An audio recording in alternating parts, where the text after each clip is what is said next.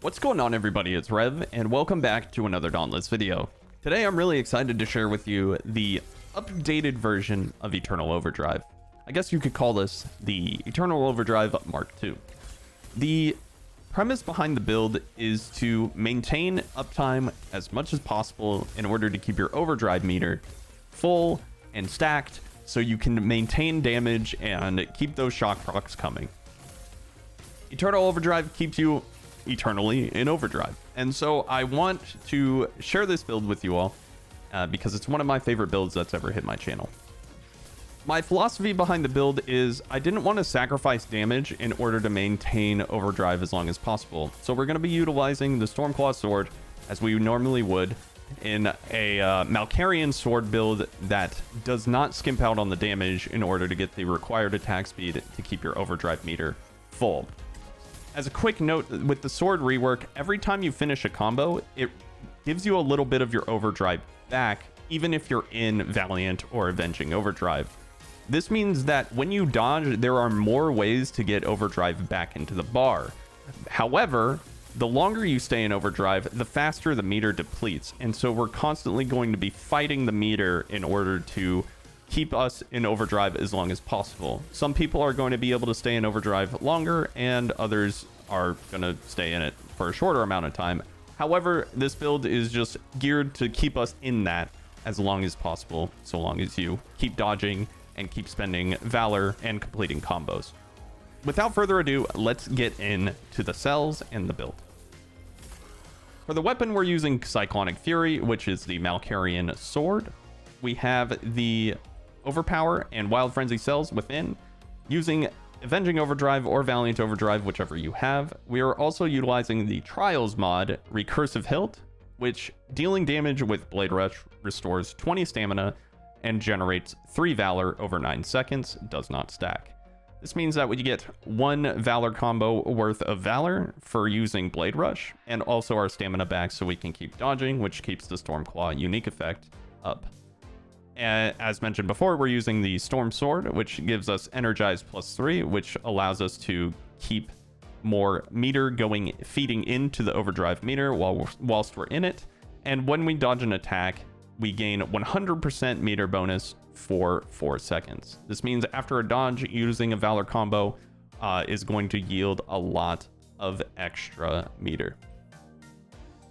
To finish off Energized, we have the Stormclaw helmet with a Wild Frenzy 3 cell. This keeps our attack speed going, giving us more Valor and more meter. We have the Dark Marrow, which uses Discipline +3, which is a Trials cell, and the Shroud Chest for Rage, very staple chest piece. We have a Light's Refuge as the gloves, giving us extra attack speed and conduit for our team as well as ourselves, and a classic Berserker 3, which is a Trials cell as well, which is stacking as we keep on just maintaining that uptime. Last but not least, we have the Volcanic Treads. Going into the boots, we have Overpower +3 as well as +3 Rage for just the fattest of damages. We have the Drass Eye, which will allow us to gain more damage when we tap and use the hold. However, it is also lightning damage, so we're going to be proccing more shock procs once we meet that threshold, as well as the Conduit +3 cell to round out to a Conduit +6. The entire build looks like +6 Conduit, +6 Energized, +6 Overpower, +6 Rage, +6 Wild Frenzy, +3 Berserker, and +3 Discipline. As a couple of quick notes on the build, don't feel pressured to activate the Stormclaw unique effect all the time. While it does give you a ton of extra meter, the necessity is not really there. It does help you fight the bar and stay in overdrive longer. However, it's mainly there to get you in overdrive if it drops faster.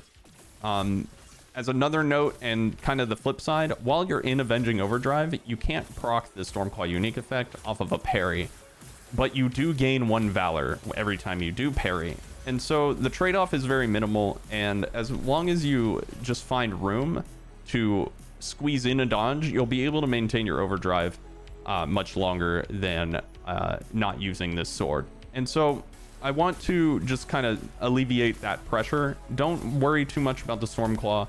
unique effect unless you're not in it. And when I say not in it, I mean not in Overdrive. The other thing is to just spend your Valor. Just drop it as soon as you get it. You're going to be getting a ton of it with recursive hilt. Recursive hilt allows us to, and parrying, allows us to keep us just dropping a ton of Valor combos. So make sure you're utilizing that to its fullest potential. And that's honestly how you're going to be staying in Avenging Overdrive as long as possible. That just about wraps it up for this build video.